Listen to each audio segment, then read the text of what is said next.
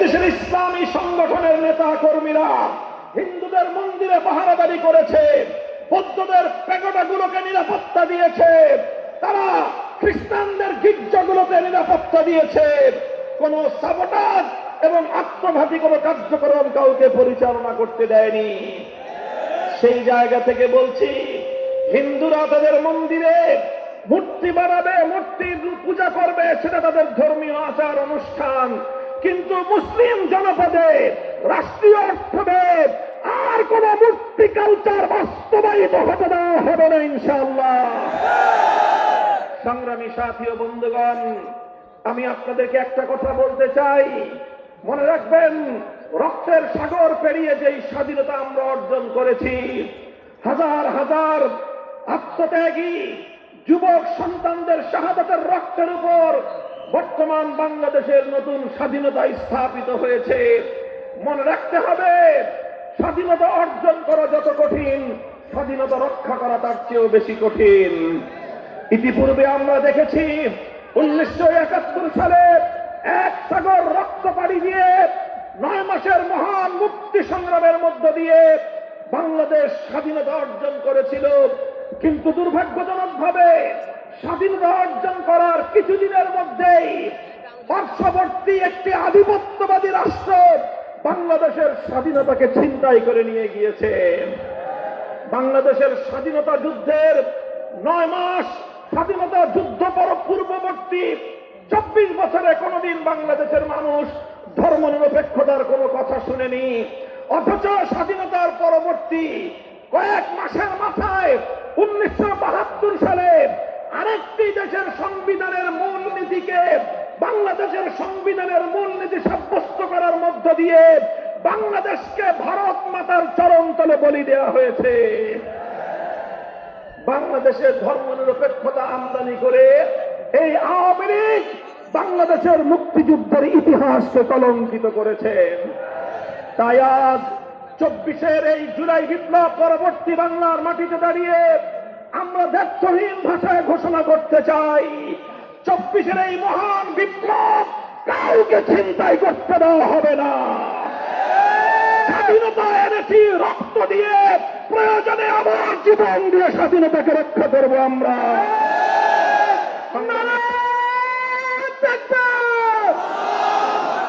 আওয়ামী লীগের রাস্তা না, স্বৈরাচারের রাস্তা না,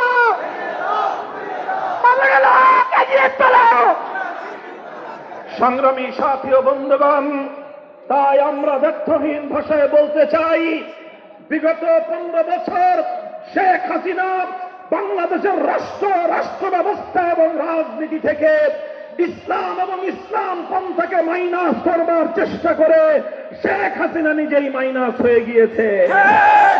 আগামী দিনে যারাই বাংলাদেশ থেকে ইসলামকে মাইনাস করতে চাইবে, গোষ্ঠী শুদ্ধ মাইনাস হয়ে যাবে।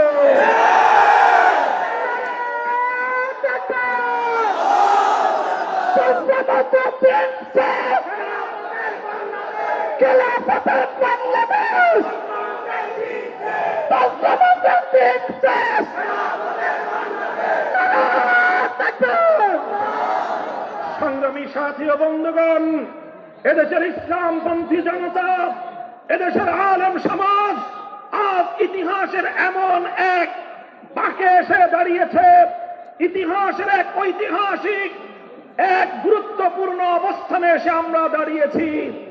এই জায়গায় দাঁড়িয়ে আমরা গোটা জাতির সকল রাজনৈতিক পক্ষগুলোকে আমরা আমাদের স্পষ্ট বার্তা দিয়ে দিতে চাই, আগামীর বাংলাদেশ কিভাবে পরিচালিত হবে, আগামীর বাংলাদেশের রাষ্ট্রীয় বন্দোবস্ত কিভাবে হবে, সেটা ইসলাম এবং ইসলামপন্থীদেরকে বাদ দিয়ে অন্য কারো পরিকল্পনায় বাস্তবায়িত হতে পারবে না ইনশাআল্লাহ। বাংলাদেশ খেলাফত মজলিস তাই উদাত্ত আহ্বান জানিয়েছে, জুলাই বিপ্লবের সকল অংশীজন ঐক্যবদ্ধভাবে আগামী দিনের ফ্যাসিবাদের মোকাবেলায় ঐক্যবদ্ধ রাজনৈতিক বন্দোবস্ত গড়ে তুলতে হবে। বাংলাদেশ খেলাফত মজলিস আগামীর রাজনীতির জন্য আগামী দিনের জনগণের প্রকৃত মতামত এবং জনগণের প্রতিনিধিত্ব বাস্তবায়নের জন্য মিক্সড মেম্বার প্রপোর্শনাল ইলেকশনের যেই প্রস্তাবনা দিয়েছে বাংলাদেশ খেলাফত মজলিস মনে করে সেই প্রস্তাবনার মাধ্যমেই আগামীর বাংলাদেশের প্রকৃত জনগণের মতামত এবং জনগণের প্রতিনিধিত্ব নিশ্চিত হতে পারে। ইতিমধ্যে জাতীয় ঐক্যমত্য অন্য কোন ব্যবস্থা মানবে না। সংগ্রামী সাথী ও বন্ধুগণ, বাংলাদেশ খেলাফত মজলিস টেকনাফ থেকে তেতুলিয়া গোটা বাংলাদেশের ৩০০ আসনে রিকশা মার্কা নিয়ে এদেশের ইসলামপন্থীদের স্বাধীনতার পক্ষের মেহনতি মানুষের মুক্তির প্রতীক রিকশা নিয়ে আগামী নির্বাচনে প্রতিদ্বন্দ্বিতার প্রস্তুতি গ্রহণ করেছে। আমি আপনাদের কাছে জিজ্ঞাসা করতে চাই, আপনারা এদেশে অনেক রঙের রাজনীতি দেখেছেন। একবার আপনারা দেখেছেন সোনার বাংলাদেশের রাজনীতি, আরেকবার আপনারা দেখেছেন নতুন বাংলার রাজনীতি, আরেকবার আপনারা দেখেছেন ডিজিটাল বাংলার রাজনীতি। এবার আমরা বাংলাদেশে দেখতে চাই ইসলামের রাজনীতি, ইসলামের রাজনীতি। বাংলাদেশ খেলাফত মজলিস জিন্দাবাদ, জিন্দাবাদ। সংগ্রামী সাথী ও বন্ধুগণ, আপনারা মনে রাখবেন জুলাইয়ের ঐতিহাসিক বিপ্লবে সহস্র তাজা প্রাণ বিসর্জন গিয়েছে একটি জুলুম আর বৈষম্যহীন একটি রাষ্ট্র এবং সমাজ গড়বার জন্য। কথা বলেন ঠিক কিনা?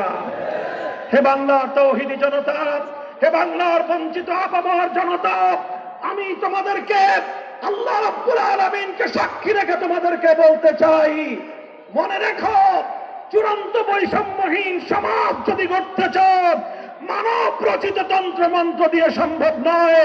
আল্লাহর জমিনে আল্লাহ প্রদত্ত রাজনৈতিক বন্দোবস্ত খেলাফতের ব্যবস্থা ছাড়া চূড়ান্ত বৈষম্যহীন সমাজ গড়া সম্ভব নয়। তাই আমি বলতে চাই, আগামীর বাংলাদেশ হবে খেলাফতের বাংলাদেশ। আপনারা খেলাফতের প্রতীক হিসেবে রিকশা প্রতীক আমি আপনাদের জননন্দিত নেতা মুফতি আনিসুর রহমান কাসেমীর হাতে তুলে দিলাম। আপনারা এই রিকশা প্রতীককে বিজয়ী করে আপনাদের প্রকৃত প্রতিনিধিত্ব জাতীয় সংসদে নিশ্চিত করবার জন্য যার যা আছে তাই নিয়ে আপনারা মাঠে নামবেন তো ইনশাআল্লাহ।